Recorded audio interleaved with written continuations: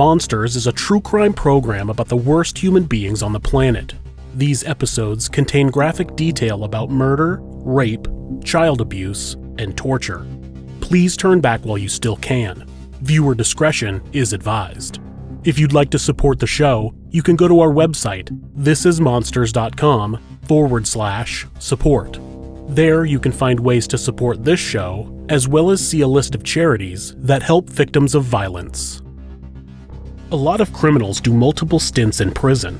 The recidivism rate in a lot of countries is high. A lot of repeat offenders are in prison for non-violent crimes, such as drugs. They are expected to be released eventually. There are some violent criminals who've raped and killed people who should have been locked up forever, but somehow they managed to get released. Here are 5 people who got out of prison and killed again. 1. Richard Marquette.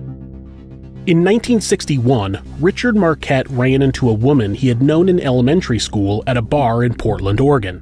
Joan Cottle spent the evening drinking with Marquette, and they somehow wound up back at his house, where he strangled her and dismembered her body. He was arrested, and even though he had a record for robbery and attempted rape, the jury recommended leniency. He was sentenced to life in prison, but was paroled in 1973 for good behavior. In 1975, Marquette met another woman, Betty Wilson, at a nightclub near Portland. He took her back to his house where he strangled and dismembered her body, just as he had done with Cottle. Once caught, he admitted to killing Wilson as well as another victim the previous year. He led police to a shallow grave where he had buried the other woman's remains, but her head wasn't present and Marquette said he didn't know her name. She has never been identified. Marquette was given another life sentence, this time with no possibility of parole. He is currently serving his time in the Oregon State Penitentiary. 2. Arthur Shawcross. Arthur Shawcross started his criminal career with arson and burglary. He was sentenced to 5 years in prison, but was released early, partly because he had rescued a prison guard during a riot. Less than a year later, he raped and killed 10-year-old Jack Blake.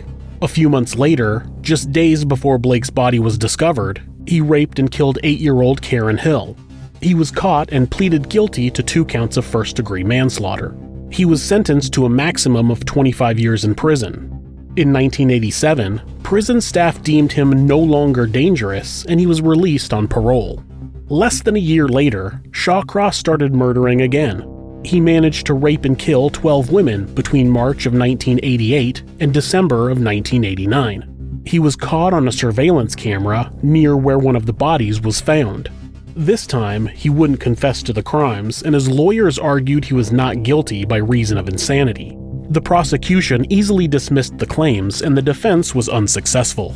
Shawcross was found guilty of 10 counts of second-degree murder and sentenced to 25 years for each count, for a total of 250 years.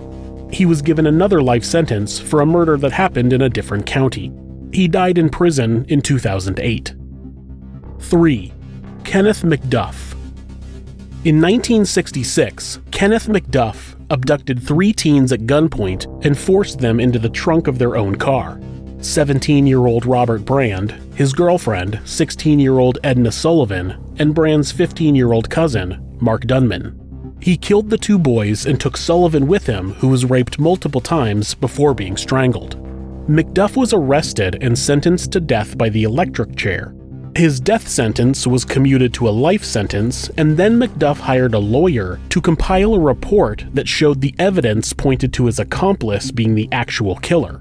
The parole board was convinced that he could still be a productive member of society, and he was released in 1989. Within days, McDuff was killing again. Between 1989 and 1992, he abducted, raped, and killed 6 more women. Some of the women had also been tortured while being held captive. He eventually fled to Kansas and appeared on the television show America's Most Wanted, which led to his arrest. He was sentenced to death for 2 of the murders and was executed in 1989. 4. Phillip Jablonski. Phillip Jablonski's story of killing again has a bit of a twist.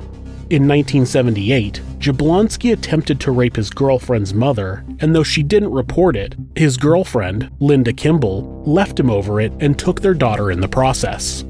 A few days later, when Kimball returned to their apartment to pick up her belongings, she was beaten, stabbed, and strangled. Jablonski was sent to prison, but I was unable to locate the length of the sentence. In 1982, while in prison, Jablonski met a woman named Carol Spadoni through a newspaper ad. Despite the fact that Jablonski was serving time for murdering his previous partner, the couple married the same year. Even though he had tried to strangle his own mother with a shoelace during a visit in 1985, he was released on parole in 1990. On April 22, 1991, Jablonski raped and shot a woman who attended the same community college as him. He carved "I love Jesus" into her back and left her in a ditch. The following day, he shot, stabbed, and suffocated Spadoni and raped and shot her mother. On the 27th, he raped and shot a woman who owned a convenience store in Utah while he was headed east across the United States. He was arrested the following day in Kansas and given the death penalty. He died in his cell in December of 2019. 5. Albert Flick. In January of 1979, Albert Flick's wife, Sandra Flick, served him with divorce papers and had the police escort him from their apartment.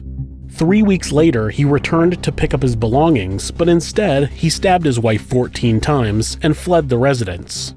Sandra's daughter from a previous relationship had been hiding in a back room and was able to sneak away and ask a neighbor to call the police. When officers arrived, she was still alive long enough to tell them that the perpetrator was her husband. He was sentenced to 30 years in prison for the murder of his wife. Flick was released on parole only 9 years later for good behavior. After his release, he was in and out of prison a number of times for assaulting women. Once he was arrested for violating parole by threatening one of his previous victims. In 2010, he was sentenced to 4 years in prison despite arguments that he was a violent man and should receive a harsher sentence. The judge claimed that he would soon be too old to cause any more harm and that a shorter sentence was, quote, fiscally responsible, end quote. By 2016, Flick was a free man. He quickly met a woman named Kimberly Dobby at the library. People say that he became obsessed with her and would be seen following her around town. He wanted a relationship with her, but the feeling wasn't mutual, so he killed her.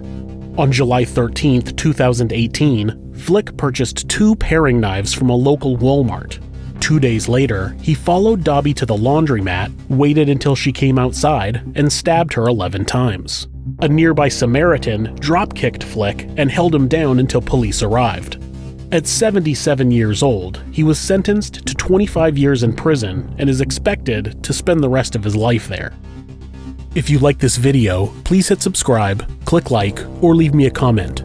If you'd like to support the show, you can find ways at thisismonsters.com/support. You can also look in the video description for links on how to do that. Thank you again for your support.